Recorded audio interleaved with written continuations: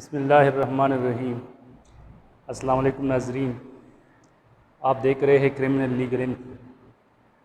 आज अपने चैनल के ज़रिए आर्डिनेंस बराए कमसन बचगान साल 2000 इसके कुछ अहम दफ़ात आपके साथ में शेयर करना चाहता हूँ। इसमें सबसे पहले दफ़ा 9 हम डिस्कस करेंगे जो प्रोबेशन अफसर के मुतालिक है। डिफिनीशंस में हम प्रोबेशन अफसर के बारे में तफसीलन वो ज़िक्र कर चुके हैं कि प्रोबेशन अफसर ये कौन से कानून के तहत इसकी तैनाती की जाती है और इसके फ़राइज़ जनरली क्या होते हैं और इस कानून में इसके क्या फ़राइज़ है। यहाँ पर उसके फ़राइज़ का मुकम्मल ज़िक्र है। दफ़ा 9 में प्रोबेशन अफसर को उसके इख्तियारात बता हुए हैं तो उसका काम क्या होगा। तो सबसे पहली जो दफ़ा 9 में जो पहला ज़िमन है उसमें है कि जैसे ही प्रोबेशन अफसर को इत्तला मिल जाती है, अब इत्तला उसको कहाँ से मिलेगी, तो इत्तला उसको SHO की तरफ से मिलेगी। ठीक है, ये SHO को पाबंद किया गया है दफ़ा 10 में। दफ़ा 10 के ज़िमन नंबर 1 में कि जब कोई ऐसा वक़ूआ सरज़द हो जाता है जिसमें बच्चा मुल्ज़िम हो तो वो फ़ौरी तौर पर 2 अशख़ास को इत्तला देगा। पहले नंबर पर उसके वली को, उसके वालिदैन को, ताकि वो अपने बच्चे के लिए वकील का बंदोबस्त कर सके। दूसरे नंबर पर प्रोबेशन अफसर को इत्तला देगा। तो जैसे ही इसको इत्तला मिल जाती है तो फिर ये प्रोबेशन अफसर इसका काम है कि ये उस इलाके में जाएगा जहाँ का वो बच्चा रिहायशी है और उसके मुतालिक एक जामे रिपोर्ट तैयार करेगा बच्चे के माशरती, उसके माशी लिहाज से, उसकी वल्दियत, सकूनत, ठीक है, कौन से स्कूल में पढ़ा है, कौन से बच्चों के साथ उसके दोस्तों के, उसके रिश्तेदारानों के हाल अहवाल, यहाँ तक कि जो बैकग्राउंड है उस इलाके का, जो माहौल है उस इलाके का, उस तमाम के मुतालिक एक जामे रिपोर्ट तैयार करेगा और उस अदालत को अरसाल करेगा जिसमें उस बच्चे के केस की ट्रायल होगी। ठीक है, ज़िम्मा नंबर 2 में है कि ये जो रिपोर्ट प्रोबेशन अफसर तैयार करेगा तो ये रिपोर्ट राजदाराना रिपोर्ट तस्वर होगी। इसको किसी भी शख्स को हवाला नहीं की जाएगी, ये खुफिया रिपोर्ट होगी। ज़िम्मा नंबर 3 में है कि इस रिपोर्ट का अगर मजिस्ट्रेट मुनासिब समझे तो इसका खुलासा बच्चे के वालिदैन को वो पढ़कर सुनाया जाएगा और अगर उसमें कोई ऐसी बात है और बच्चे से रिलेटेड जिस पर उसके वली को एतराज़ हो तो उसके मुतालिक फिर वो अदालत को शहादत प्रोवाइड करेगा। तो अगर ऐसी सूरत में शहादत तसल्ली बख्श हुई तो उस बात को उस रिपोर्ट से वो ख़ज़फ़ कर दिया जाएगा। तो ये दफ़ा 9 में प्रोबेशन अफसर की फ़राइज़ का ज़िक्र था। अब आते हैं दफ़ा 10 की तरफ, जो इस कानून का इंतहाई अहम सेक्शन है। इस कानून का और हमारे पुलिस अफसरान के समझने के लिए दफ़ा 10 इंतहाई अहम है। बहुत सी हमसे इस तरह की गलतियाँ होती है नासमझी की वजह से, तो इसको समझना इंतहाई लाजमी है। पहले ज़िमन में इसकी इत्तला के मुतालिक ज़िक्र है कि जैसे ही कोई जुर्म सरज़द हो जाता है जिसमें कोई बच्चा मुल्ज़िम नामिनेट हो तो SHO ताना फौरी तौर पर 2 अशख़ास को इत्तला देगा।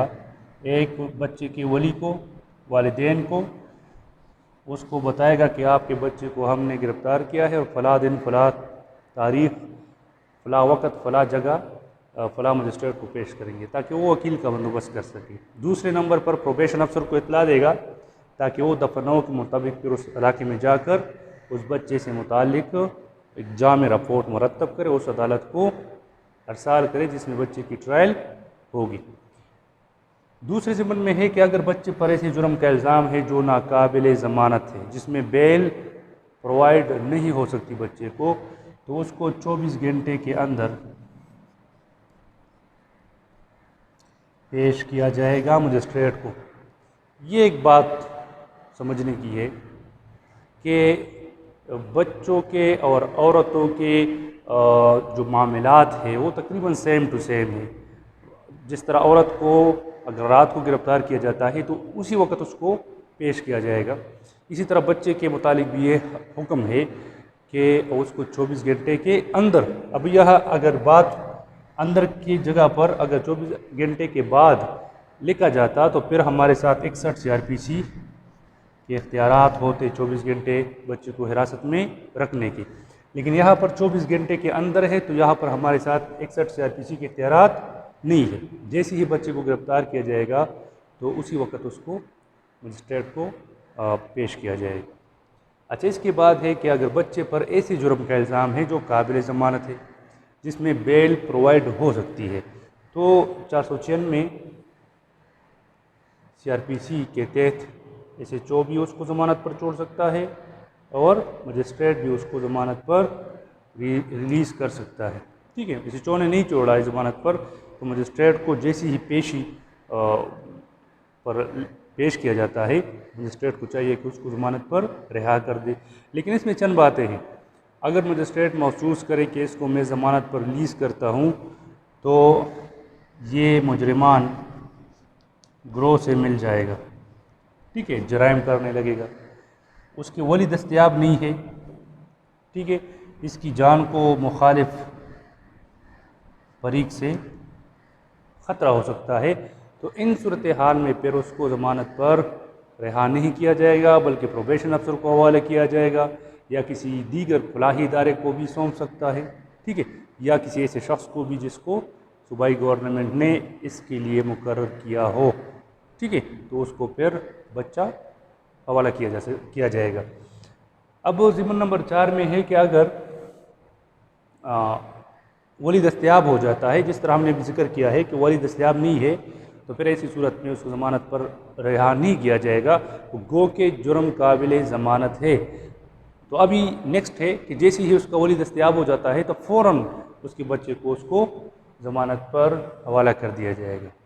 अच्छा, 5वें ज़िम्मन में है कि अगर बच्चे की उम्र 15 साल से कम है और उस पर ऐसे जुर्म का इल्ज़ाम है जिसकी सज़ा 10 साल से कम कैद मुकर्रर है, अगर बच्चे की उम्र 15 साल से कम है और उस पर ऐसे जुर्म का इल्ज़ाम है जिसकी सज़ा 10 साल से कम कैद मुकर्रर है, तो ऐसी सूरत में बच्चे के साथ ऐसा मामला किया जाएगा जैसे काबिल ज़मानत जुर्म करने वाले बच्चे के साथ किया जाएगा।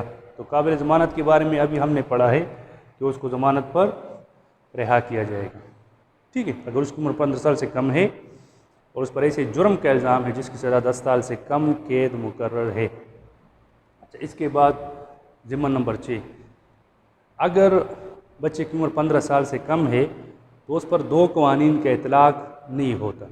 पहले नंबर पर नज़रबंदी एक्ट उस पर लागू नहीं होता। नज़रबंदी से मुतालिक जितने भी कवानीन है, पंजाब मेंटेनेंस का कानून है या और इस तरह के अगर कवानीन है, मुख्तसर ये है कि बच्चे को हवालात में भी बंद नहीं किया जा सकता। नज़रबंदी एक्ट के जितने भी कवानीन है वो बच्चे पर लागू नहीं होंगे अगर उसकी उम्र 15 साल से कम है, पहली बात।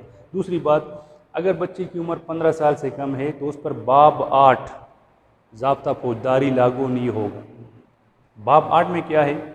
बाब 8 में 106 से लेकर 110 तक दफ़ात है जो तमाम ज़मानत से मुतालिक है। तो सिंपल सी बात यह है कि अगर बच्चे की उम्र 15 साल से कम है तो उसको पाबंद ज़मानत नहीं किया जाएगा, ठीक है।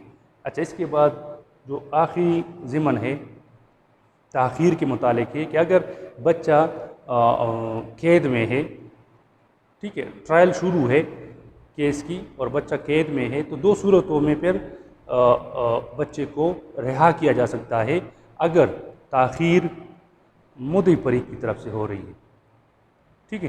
तो ऐसी सूरत में फिर जो मुलजिम बच्चा है अगर 2 सूरतों में वो आता है तो फिर उसको रिलीज़ किया जाएगा बेल पर। पहली सूरत यह है कि बच्चे पर ऐसे जुर्म का इल्ज़ाम हो जिसकी सज़ा मौत मुकर्रर हो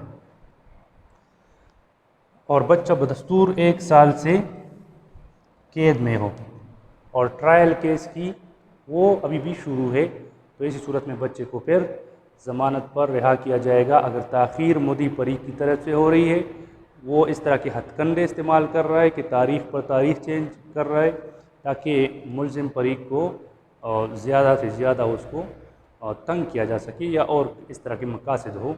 तो पहली बात, ऐसा जुर्म जिसकी सज़ा मौत हो और बच्चा बदस्तूर 1 साल से कैद में है और ट्रायल अभी शुरू है, तो बच्चे को मजिस्ट्रेट ज़मानत पर छोड़ सकता है। दूसरी बात, अगर बच्चे पर ऐसे जुर्म का इल्ज़ाम है जिसकी सज़ा उम्र कैद मुकर्रर है और बच्चा बदस्तूर 6 माह से जेल में है, ठीक है, और अभी तक उसके बारे में वो ट्रायल शुरू है, कोई फैसला नहीं हुआ है और ताख़ीर हो रही है मुद्दई की तरफ से, तो फिर बच्चे को ज़मानत पर रिहा किया जाएगा। लेकिन यहाँ पर एक शर्त है। शर्त क्या है कि अगर बच्चे ने पहले से कोई ऐसा जुर्म किया है, पहले से साबिक़ सज़ा याफ्ता है, जिसकी सज़ा मौत या उम्र कैद है और उसमें वो सज़ा हो चुका है, तो फिर बच्चे को नहीं छोड़ा जाएगा। दूसरी बात, अगर बच्चे ने इंतहाई संगीन जुर्म किया है तो बच्चे को नहीं छोड़ा जाएगा ज़मानत पर। तीसरी बात, अगर बच्चे ने ऐसा जुर्म किया है कि मजिस्ट्रेट महसूस करे कि इसको अगर मैं बेल पर रिलीज़ करता हूँ तो लोगों में फसाद बलवा पैदा होने का एहतिमाल है, तो फिर बच्चे को रिहा नहीं किया जाएगा। ये दफ़ा 10 में बहुत अहम सी बातें हैं, उम्मीद है आपको समझ आ गई होगी।